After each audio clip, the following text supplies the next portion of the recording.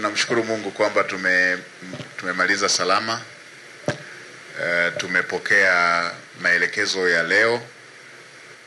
Tutaunganisha na yale ambayo yalishakwisha kutoka kupitia dira, ilani ya uchaguzi, mpango wa miaka mitano na ule wa mwaka mmoja na maelekezo ya leo, pamoja na yale ambayo yalishakwisha kutolewa, tukianza na yale ya siku 100 ili tuanze kukimbia tuelekee mbele.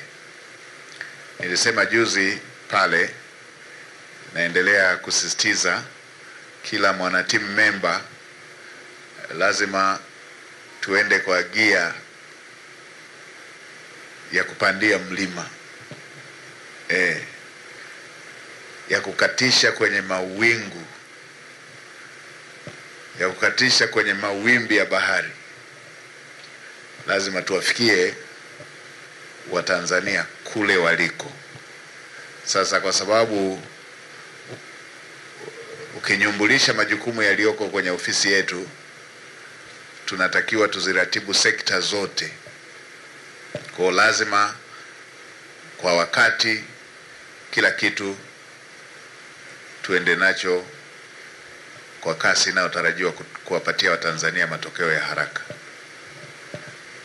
Nimeshaongea na katibu mkuu, amenihakikishia jinsi tulivyo na timu bora ya watumishi ndani ya ofisi ya waziri mkuu, na kwa kweli ukiangalia kazi ambazo zimefanyika katika kipindi kilichopita, inashuhudia kwamba tuna timu iliyo bora ya watumishi ndani ya ofisi ya waziri mkuu. Kwa mimi ni matumaini yangu kwamba tutashirikiana ili tuweze kuhakikisha tunakidhi hayo matarajio ya Watanzania yaliyoko mbele.